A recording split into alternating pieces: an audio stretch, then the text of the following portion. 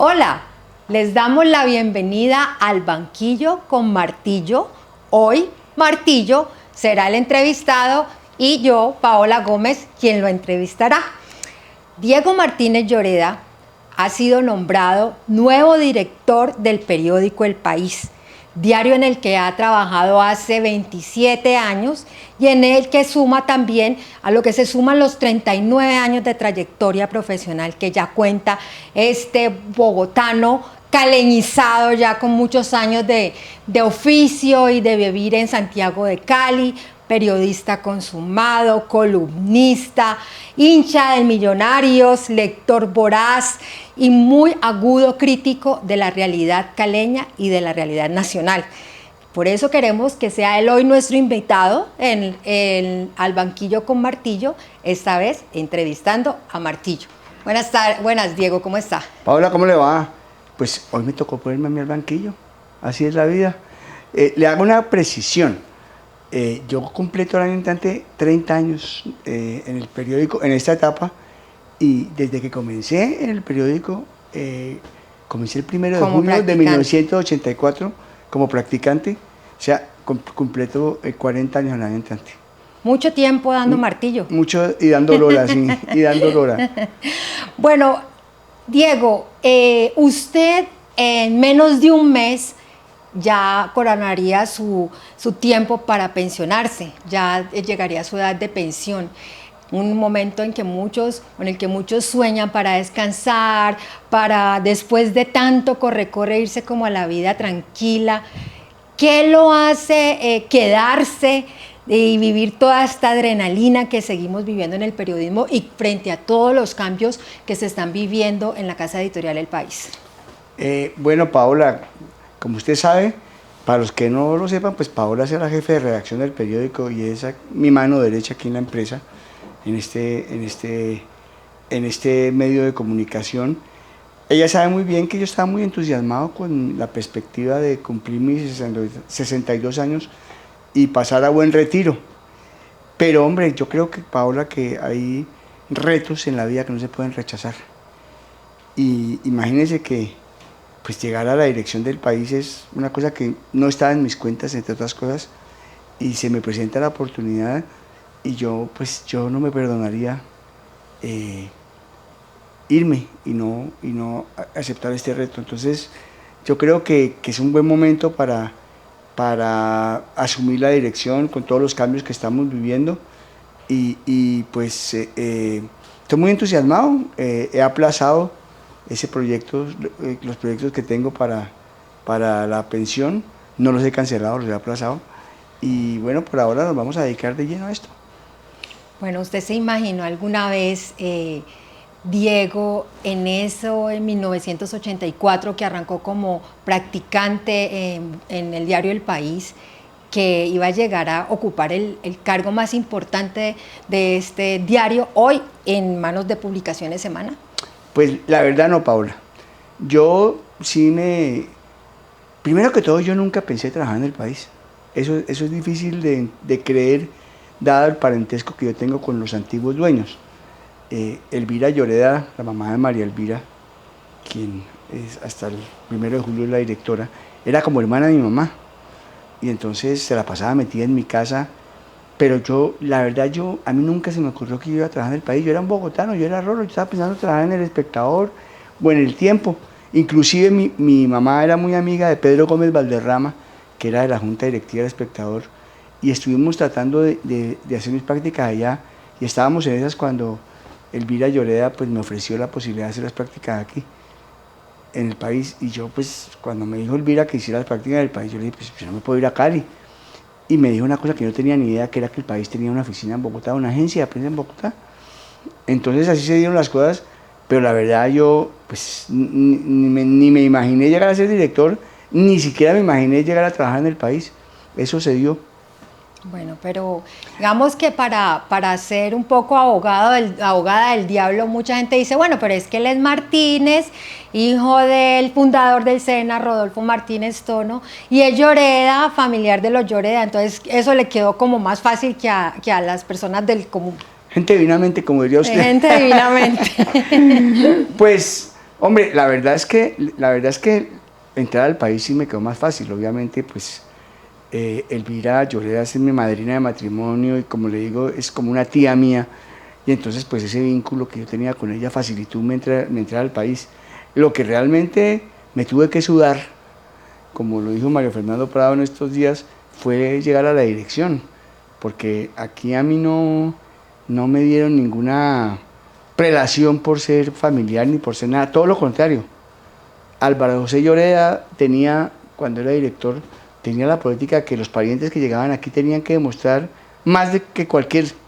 Entonces, nada, los apellidos, como dice Daniel Sampero Espina, le sirven a uno para llegar, pero no para mantenerse. Nadie vive a punta de apellido, ni de nombre, ni de queridura, ni de nada. Eso es cierto. Y para contarle a la audiencia, Diego Martínez es el primer periodista que empezó siendo reportero raso que llega a asumir este cargo de la dirección del diario El País.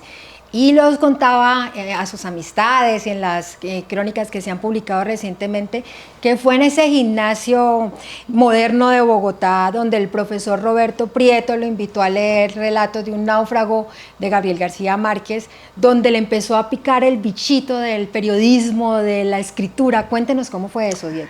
Vea, en realidad, Paola, yo ese bichito lo tuve desde mucho antes, porque yo escribía desde que tenía 10 años. Yo participé en un concurso nacional de cuento y me gané una mención de honor. Concurso, participaron como 10.000 niños y yo me quedé entre los 50 primeros. O sea, fue una cosa importante. Después me gané 2 veces el concurso de poesía del Gimnasio Moderno, lo cual fue muy divertido porque generalmente esos concursos de poesía se lo ganaban unos intensos que andaban de boina y todos bohemios, y yo que era un loco, pues me lo gané 2 veces y ellos no lo podían creer. Sí, evidentemente, a mí ese libro de Relatos de un náufrago, eso lo conté cuando me gané el premio Gabo, pues me marcó mucho. Yo me leí ese libro y yo cuando terminé de leerme ese libro, que realmente no era un libro, eso fue una serie de crónicas que escribió Gabo en El Espectador y que después lo volvieron un libro. La historia de Luis Alejandro Velasco, sí. No me olvides el nombre. Yo dije, no, pues yo quiero escribir como este señor. Obviamente nunca escribí como este señor, pero pues sí fue como mi inspiración.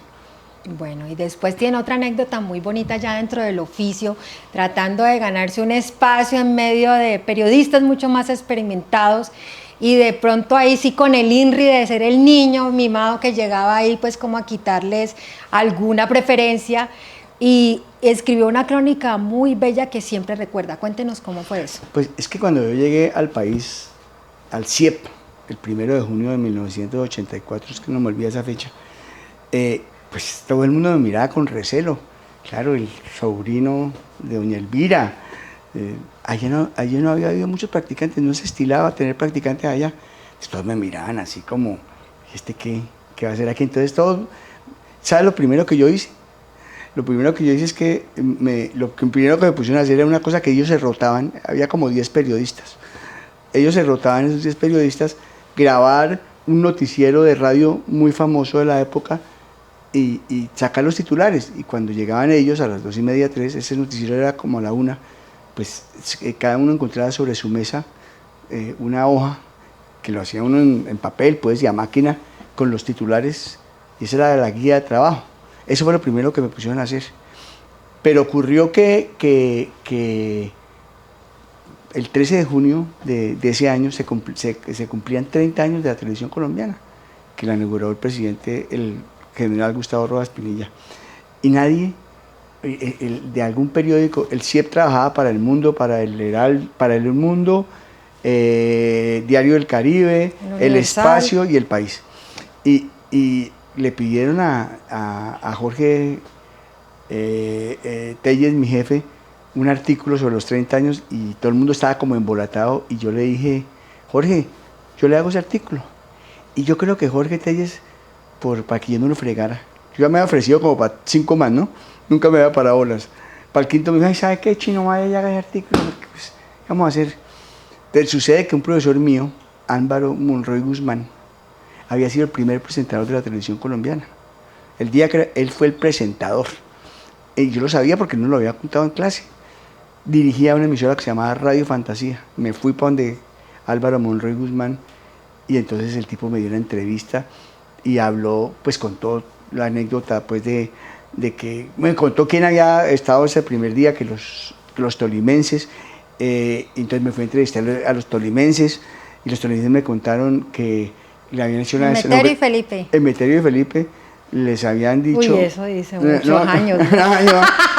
Y los suyos aquí también, revelando ¿no? la edad. Y los suyos también, ¿no? Total. Oiga, y entonces Emeterio, realmente entrevisté a Lizardo Díaz, que era Felipe, a él fue el que entrevisté, y él me contó que ese día hacía tanto calor que habían puesto una decoración, pues para ambientar la cosa, y que esa decoración se marchitó toda y eso les tocó quitarla, y varias anécdotas. Entonces, pues yo escribí el artículo y se lo llevé a Jorge Telles, y Jorge Telles me decía, ¿y quién escribió esto? Y yo le dije, pues yo. ¿Usted escribió esto? Y le dije, pues sí.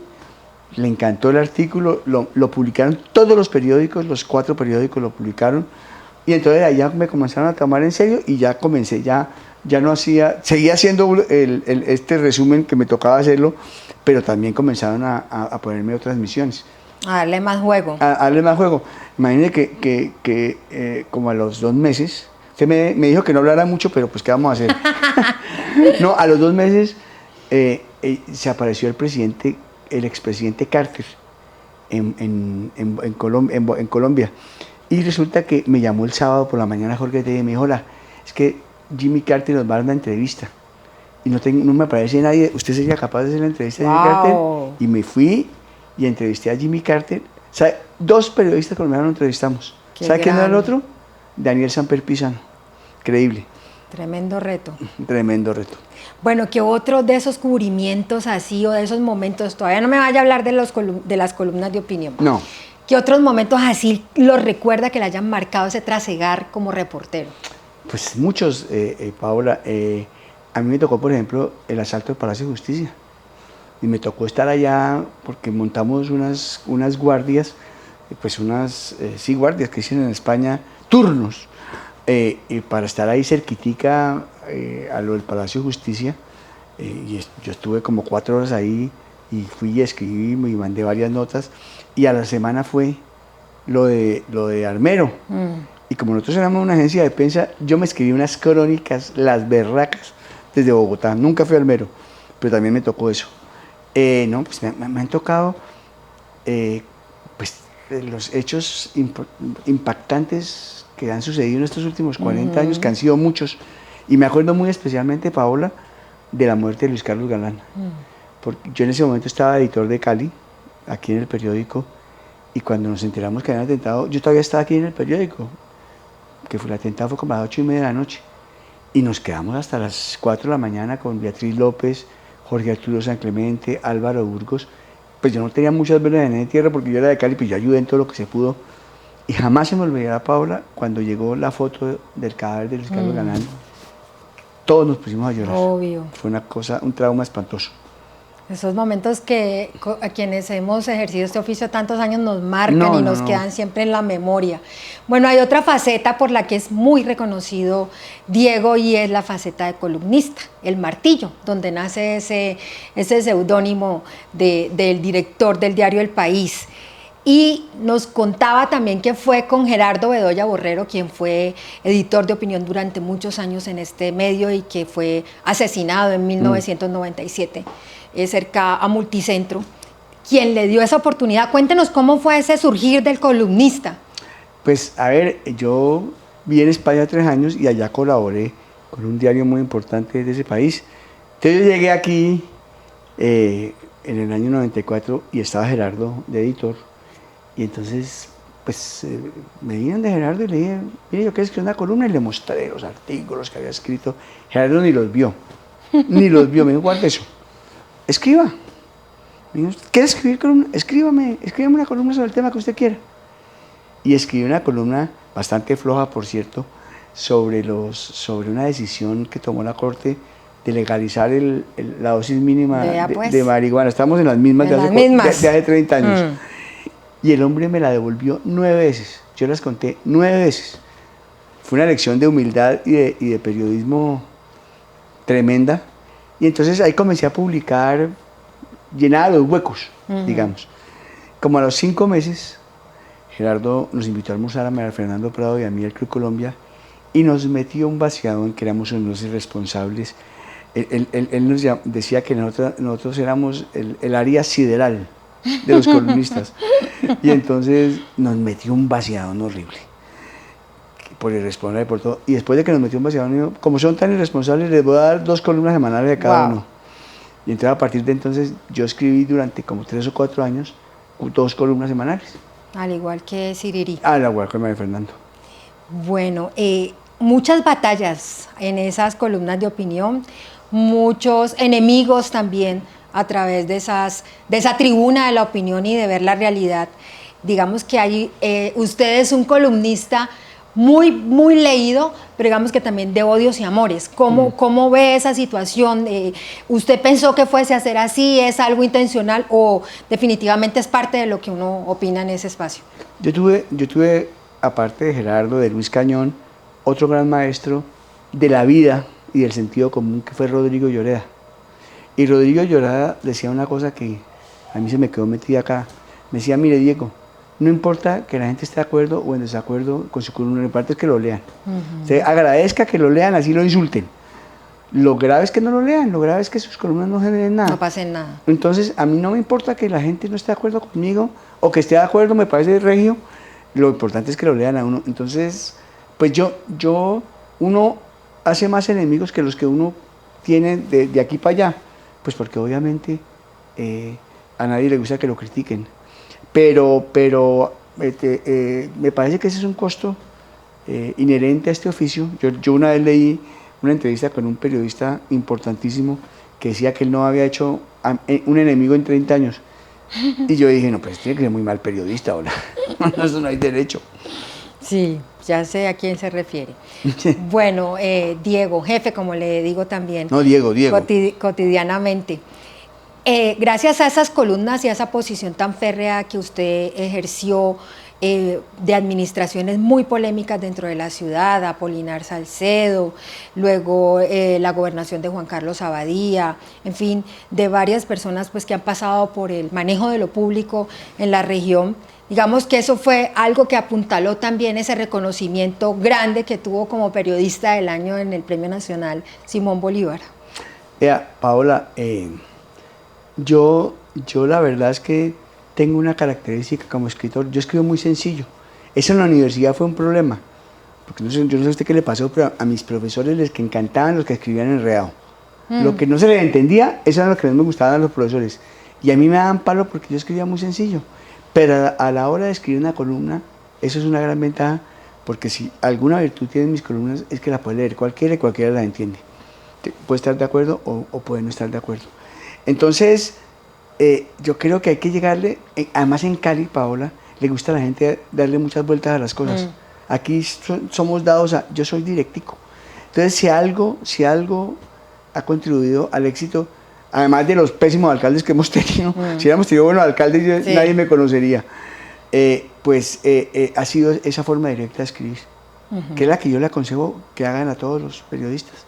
Bueno, pero se siente orgulloso de alguna forma de haber aportado en esas investigaciones que dieron finalmente con la destitución de esos 2 mandatarios, por citar estos 2 casos. Por supuesto, en el caso de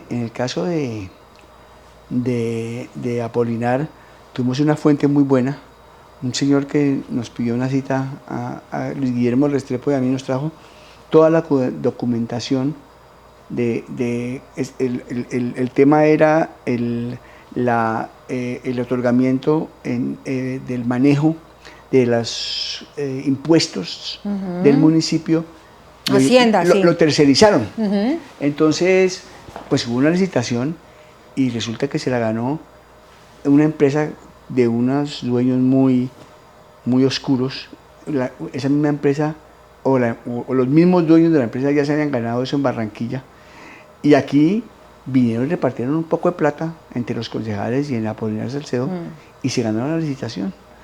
Y una fuente nos trajo a nosotros la propuesta que presentaron esos tipos.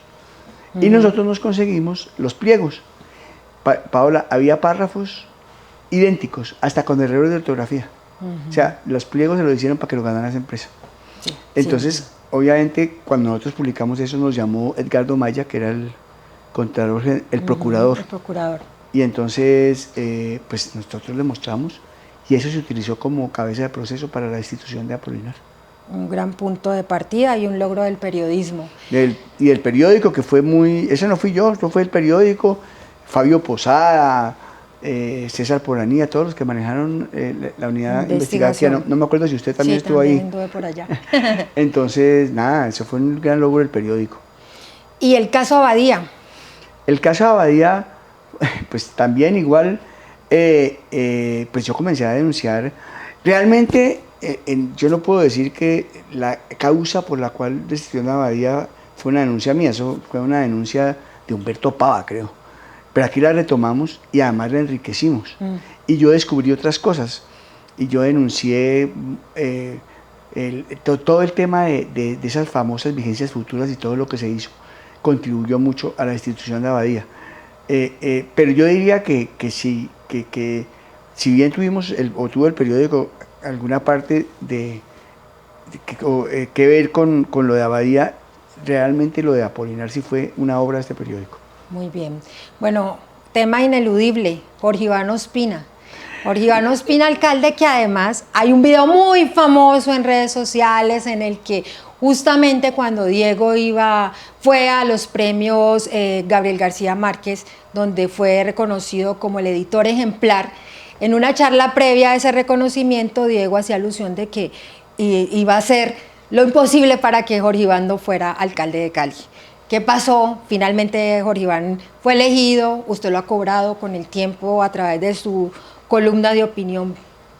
¿Cómo es esa relación o cómo usted ve a este alcalde que finalmente pues termina con su último año con una popularidad muy baja? No, fíjese que yo era amigo de Jorge Iván. Yo creo que la primera persona que le dijo a Jorge Iván que fuera candidato a la alcaldía fui yo, porque yo me hice amigo de él cuando él fue director del hospital. Hicimos una campaña para pintar el hospital y yo lo ayudé mucho. Pero después llegó a la alcaldía y me di cuenta pues que el hombre tiene los brazos largos y tiene una costumbre que es muy fea en un administrador, que es que no le gustan las licitaciones y busca toda clase de mecanismos para adjudicar a dedo los contratos, y eso tiene una razón. En la primera administración abusó de esa figura de los convenios interadministrativos. ¿Y qué era lo que hacía? Simplemente se buscaba un testaferro para eludir la licitación, le adjudicaban al testaferro el contrato y ese contrato se lo adjudicaba al contratista que decía Jorge Iván. Entonces, pues no, aquí lo denunciamos, el 80 y pico % de los contratos los adjudicó así. Lo que pasó con el estadio fue espantoso, una obra que costaba 20 y pico mil millones de pesos, costó más de 100.000, los sobrecostos. Yo no creo que Ospina en su primera administración hubiera llegado con el ánimo de hacer ese tipo de cosas, sino que se dio cuenta que las podía hacer. En el segundo sí llegó a hacer eso. Él llegó directamente a hacer eso. Entonces, hombre, un periodista tiene una obligación frente a la sociedad, y yo sabía cómo era Ospina, y yo se lo advertí a la gente, y bueno, pues no me hicieron caso, y pasó lo que pasó. Bueno, este es un año crucial para Cali, para Colombia, en unas elecciones regionales de octubre, que está esperando mucha gente, también como para ver cómo queda el poder del pacto dentro del país, que tiene presidente y que tiene una coalición importante, y también en las regiones. ¿Qué piensa usted que va a pasar? ¿Qué esperaría que pase con una ciudad como Cali, que hace rato pues está pidiendo que haya un alcalde que responda a la gente? Lo primero que tengo que decir, Paola, es que yo no podría decir de ninguno de los candidatos a la alcaldía lo que dije Jorge Iván. Sí, eso me da tranquilidad. Ninguno de los candidatos que tiene posibilidad me genera el temor o la certeza que me generaba Jorge Iván. Ni Roberto Ortiz, ni Alejandro Eder, ni Diana Rojas, ninguno de los candidatos que está disputándose ese me genera desconfianza. Hay unos mejores que otros, pero no estamos ante el precipicio. Yo creo que vamos a tener ojalá podamos coger el mejor, pero de todas maneras yo quedo tranquilo con el que quede, porque me parece que todos son personas que de una otra manera se han preparado para llegar a la alcaldía y que son personas que quieren a Cali y que quieren hacerlo bien por Cali. ¿Qué puede esperar la ciudad de la dirección del periódico El País en manos de Diego Martínez?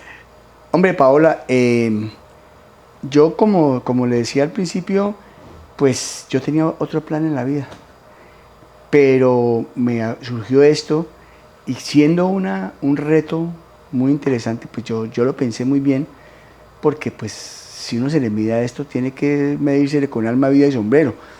Y yo quería bajarle un poquito al ritmo de mi vida, pero fue definitivo una conversación que tuve con Vicente Borrero, el director de la clínica Valle del Lili, a quien entrevisté. Después de la entrevista me dijo: usted tiene que quedarse en el país, porque usted se acuerda de las palabras de Rodrigo Lloreda, de que el país es más que una empresa, es una misión. Pues ahora esa misión es suya.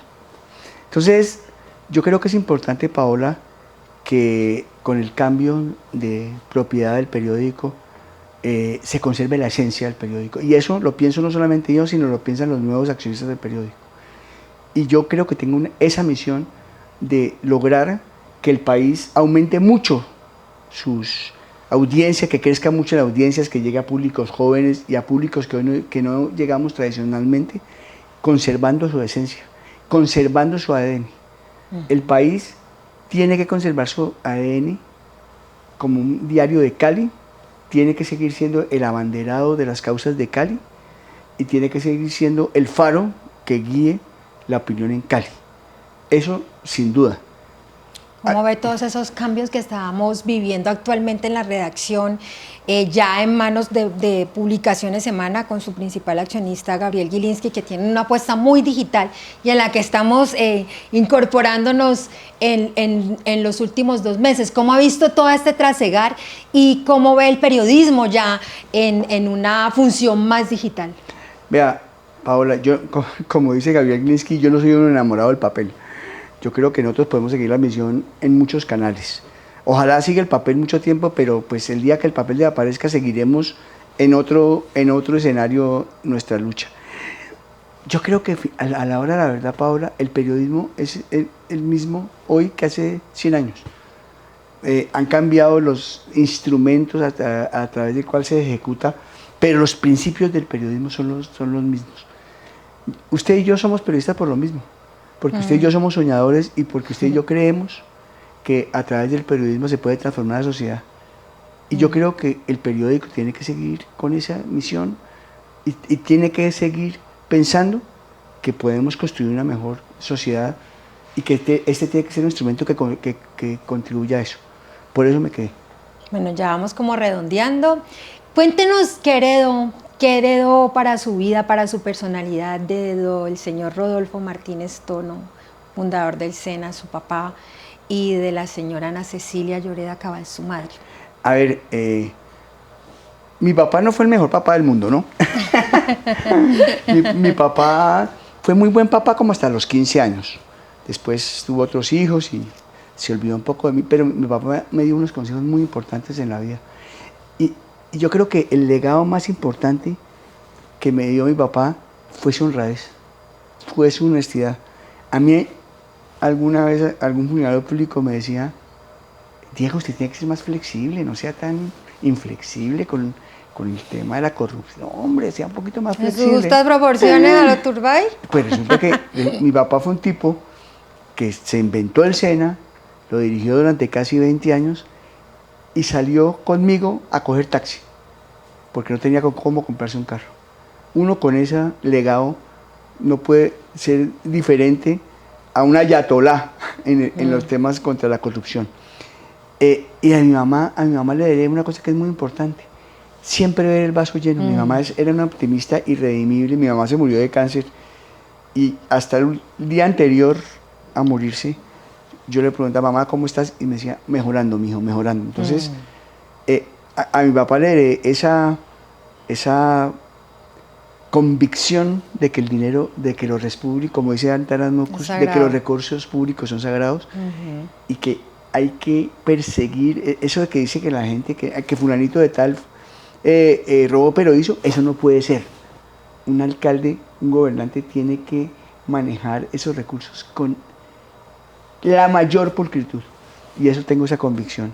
Y mi mamá, pues tengo el optimismo y siempre trato de ver las cosas positivas. Esas son las grandes herencias que me dejó mi papá, además de unos grandes consejos, uno de los cuales es uno que yo le repito a mi hijo, que es que el éxito en la vida se compone, Paola, de 99% de esfuerzo y 1% de talento. Y otra cosa muy importante que le heredé a mi papá, Paola, fue Millonarios. Ay, sí, ¿Le qué parece horror, pescado? Mi papá, y se lo legó a su hijo. mi papá era hincha de Millonarios, pero de Millonarios de Pedernera y de Estefano, él siempre me lo decía. Pero pues me llevaba al estadio desde que yo tenía 3 años a ver a Millonarios, entonces ¿de qué iba a ser yo hincha? Eso también se lo debo a él. Bueno, usted, además de su hijo, pues que es su seguidor en el fútbol y con el que vibra mucho con esa pasión, también está su hija Laura, su nieta ahora, ese Emilia. rol de abuelo que le ha despertado y que le ilumina el rostro cada vez que habla de él y de su esposa Susana. ¿Cómo ha sido este momento dentro de la familia? Ya como, uy, ya vamos a tener más a mi papá, ya vamos a tener más a mi esposo, pero ahora resulta, uy, ¿cómo así? Ahora me tiene esta vaca loca. Pues ellos yo creo que tienen un sentimiento agridulce, ¿no? Porque ellos estaban esperando pues que yo tuviera más tiempo para mí, para ellos, para Emilia, que es el amor de mi vida. Pero también están contentos porque pues saben que esto era un sueño que yo ni siquiera tenía. Es un logro que culmina una carrera muy larga y de muchos esfuerzos. Entonces también están contentos, están un poquito preocupados, ¿no? De que se me suba un poco el tema a la cabeza. Entonces, pero ya me conocen y ya saben que yo creo que... Va bajando la espuma, va No, yo ya estoy, uno a estas alturas de la vida ya no le come cuento a nada, Paula. Entonces, yo les digo a mis familiares que estén tranquilos y están un poquito preocupados por mi seguridad y por otras cosas, pero también están contentos. No, si lo hubieran podido escoger, me hubieran sacado corriendo de acá, pero pues ellos respetan mi decisión. Bueno, 3 cualidades y 3 defectos que lo definan, Diego. A mí, es que fíjese que yo creo que los atributos tienen 2 caras. Sí. Los 3 atributos que yo tengo exceso. tienen... No, los mismos atributos que yo tengo son mis mismos defectos. Por ejemplo, yo le digo uno. Dígalo, o calle para siempre. Muy impulsivo. Sí, pero eso también es una virtud. Ser impulsivo es sentir pasión. ¿Por qué soy impulsivo yo? Porque yo soy una persona apasionada. Yo le decía el otro día, yo no sé a quién, en una entrevista tal vez, que yo cuando jugaba parqués chiquito iba perdiendo, tumbaba el tablero de parqués. A mí no me gusta perder ni jugando parqués. Eso es un defecto. Soy mal perdedor. Pero tiene la buena cara de que como no me gusta perder, he conseguido muchas cosas a punta de lucha. Soy un gran luchador. Efectivamente soy muy impulsivo, que es un defecto, pero la otra cara de ese defecto es que soy muy apasionado. Y otra característica mía que usted conoce muy bien es el humor. Yo soy una persona muy tomadora de pelo, que eso en un momento dado puede ser bueno o puede ser malo. Pero me gusta mucho, yo aprendí, y yo le agradezco mucho a María Elvira Domínguez, que cuando yo llegué aquí, yo no sé si a usted le tocó esa época, yo tenía un poquito el modelo de Luis Cañón, que Luis era muy buen periodista, pero era un general de división. Y yo llegué como con ese mismo plan de ser un general de división. Y María Elvira Domínguez me cogió un día y me dijo, bajémosle. María Elvira me enseñó a ser mejor persona. Y eso yo se lo agradezco muchísimo. Yo se lo agradezco yo muchísimo. Porque además yo aprendí que uno puede hacerse respetar sin que le tengan miedo a uno. Y yo creo que al principio aquí la gente me tenía pavor y hoy en día me respetan. Me tienen pa. No, yo no creo que aquí nadie me tenga pavor. No. Yo creo que me tienen respeto, pero si me tuvieran pavor no me tomarían del pelo como me la toma Francilena Chagüendo, o como me la toma Pacho Henao, o usted. Paola Gómez, y voy a contar este cuento, yo la puse jefe de redacción a ella. Paola Gómez, cuando llegó a este periódico, yo creo que ya para unos 6 meses. Yo llegué de Bogotá a ser editor general y de pronto esta culicagada se me metió en la oficina y yo no sé qué fue lo que pasó y se volteó y me dijo, ¿sabe qué, Diego? El problema suyo es que usted daña más de lo que corrige. Hágame el favor. Y yo me quedé, era una culicagada. Está pensando en la vida. Y puede ser cierto porque yo realmente no soy si algo comparto con García Márquez son los defectos. Sí, sí. Y mi ortografía no es la mejor del mundo, yo soy mejor para construir que para editar. Pero yo soy muy bueno con los títulos y con las ideas generales. Gran titulador. El detalle, usted es mejor que yo. Yo para la tengo. Sí. Bueno, no sé si me permita contar esta infidencia que me parece que también lo dibuja muy bien, y es iniciando toda esta etapa de transformación en la que estamos en el diario El País.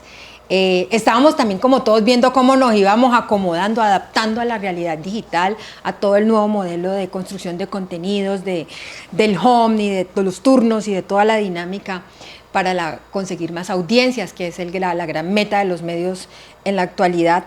Usted empezó y cuando vio como que pasaron los primeros días todavía sin saber realmente qué vendría, usted dijo, ya decidí que me voy a quedar porque yo soy acelerado y competitivo, y esto es acelerado y competitivo. Sí, eran 3 cualidades: acelerado, competitivo, bueno, no me acuerdo, pero sí, para esto hay que ser muy acelerado y hay que tener esa alma.